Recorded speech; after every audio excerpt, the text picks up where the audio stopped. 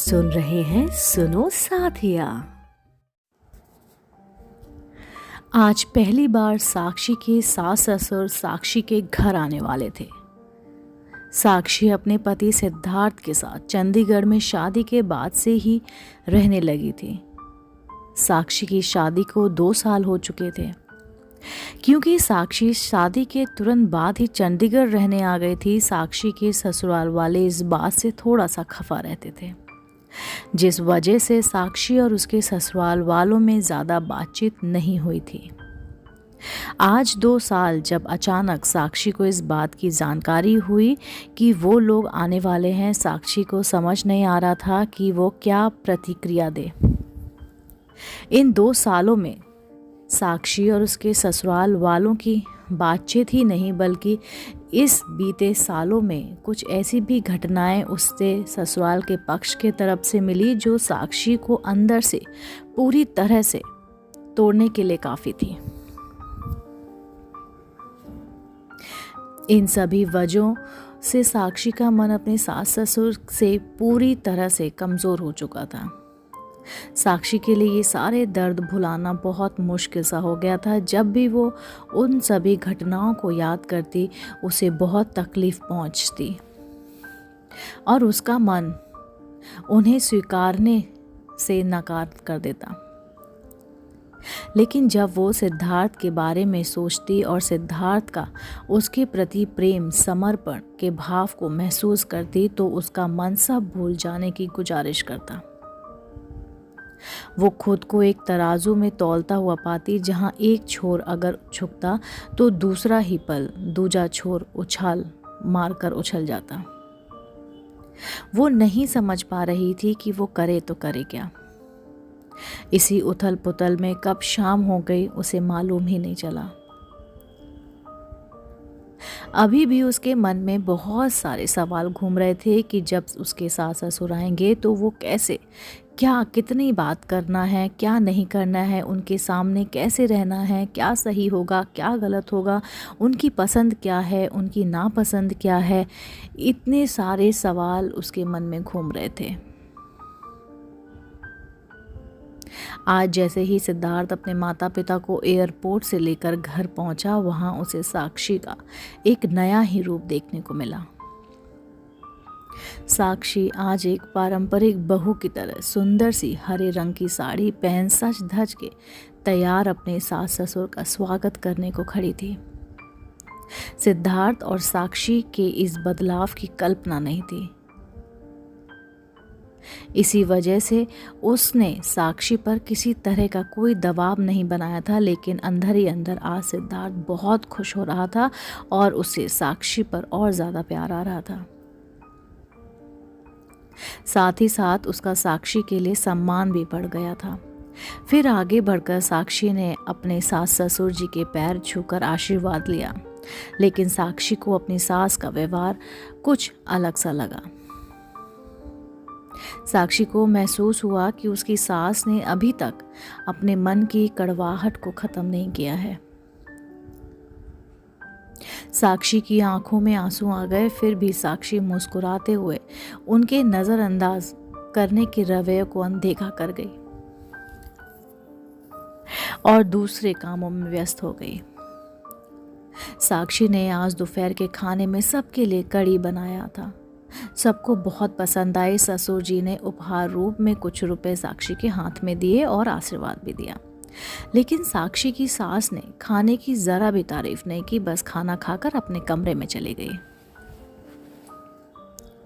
अब ऐसा हर रोज होने लगा। साक्षी अपने बहू होने का पूरा फर्ज निभा रही थी, कहीं कोई कमी ना रहने दे, लेकिन उसकी सास उसकी हर बात को काटती रहती, उसमें नुस्ख निकालती रहती।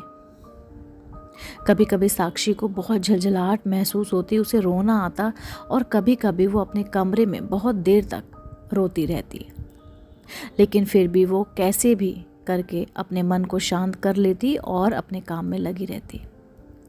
अब साक्षी भी अपनी सास के व्यवहार से ऊब चुकी थी। उसे लगता था कि इतना सब करने का क्या फ़ायदा जब किसी को कुछ समझना ही नहीं है। लेकिन ससुर जी का व्यवहार इतना अच्छा था कि वो उनको और सिद्धार्थ को दुखी नहीं करना चाहती थी। एक दिन साक्षी की सास किसी बिन बताए बाजार जाने को निकली और सीढ़ियों से नीचे उतरते हुए उनका पैर फिसल गया। साक्षी की पड़ोसन परमिंदर जी ने साक्षी को आवाज़ लगाई। साक्षी अपने घर से बाहर निकली। उसने अपनी सास को ऐसी हालत में देखा, जैसे ही देखा उनके पैरों के तले ज़मीन खिसक गई। साक्षी ने अपने ससुर जी को बुलाया और खुद भागते हुए नीचे पहुंची। उसने सबको बगल हटने को कहा और खुद अपनी सास को सहारा देकर उन्हें उठाने लगी। अपने ससुर जी की मदद से वो उन्हें ऊपर तो लेकर आ गई। अपनी सास की ऐसी हालत देखते हुए साक्षी की आंखों से लगातार आंसू बह रहे थे। ये नज़ारा उसके ससुर जी देख रहे थे। उन्होंने अपनी पत्नी को इशारा किया कि देखो साक्षी कितना परेशान है, लेकिन सास ने उस बात को अनदेखा कर दिया। उन्हें लगता था कि मेरी जगह कोई भी होता तो भी साक्षी का यही व्यवहार होता। साक्षी ने तुरंत डॉक्टर को फोन करके बुलाया। डॉक्टर ने देखा कि पूर्णतः आराम करने की सलाह दी।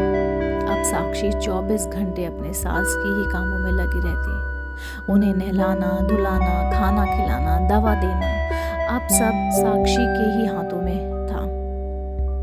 इन सब के बावजूद साक्षी की सास हर दिन साक्षी के लिए नए नए कामों में कमियां निकालती रहती थी। फिर भी साक्षी उसे अपनी जिम्मेदारी समझकर पूरा कर रही थी और अपनी सभी जिम्मेदारियों को बखूबी निभाती जा रही थी। अब धीरे धीरे सास को भी साक्षी की आदत पड़ चुकी थी और उनका अपनापन भी साक्षी के लिए निकलने लगा था। वो अब साक्षी के किए गए कामों को बहुत प्यार और अपनेपन से महसूस करती थी और साथ ही साथ साक्षी की सभी बातें एक बच्चे की तरह मानने लगी थी। आज 1 महीने बाद डॉक्टर से मुलाकात हुई और डॉक्टर ने साक्षी की सास से बोला, विश्वास नहीं होता बहुत जल्दी इतना बेहतर सुधार कैसे हो गया। आप बहुत खुशकिस्मत हैं, आपको ऐसा ध्यान रखने वाली लोग मिले हैं। सास की आंखों में आंसू थे और वो प्यार से अपनी बहू के सिर पर आशीर्वाद स्वरूप हाथ फेर रही थी। आज दोनों के बीच इतना प्यार, इतनी मोहब्बत देखकर आज दोनों ने एक दूसरे को दिल से स्वीकार कर लिया था और उसके बीच से सभी गिले शिकवे दूर हो चुके थे। कहते हैं ना, दूरियां रिश्तों में दरार ला देती हैं और नज़दीकियां चाहे महीने भर ही क्यों ना हो, एक दूसरे से प्यार करने पर मजबूर कर देती हैं। एक दूसरे की भावनाओं को महसूस करा सकती है और एक दूसरे की कमियों को नज़रअंदाज करने में मदद कर सकती है। दोस्तों, उम्मीद करती हूँ आपको ये कहानी आज बहुत ही पसंद आई होगी। अगर आपको ये कहानी पसंद आई है तो मेरे चैनल सुनो साथिया को लाइक कीजिए, सब्सक्राइब कीजिए और बेल आइकन दबाइए कि मेरे द्वारा अपलोड की गई कहानी आप तक ज़रूर और सबसे पहले पहुँचे। मिलती हूँ मैं जल्दी नई रोचक कहानी के साथ। तब तक के लिए नमस्कार।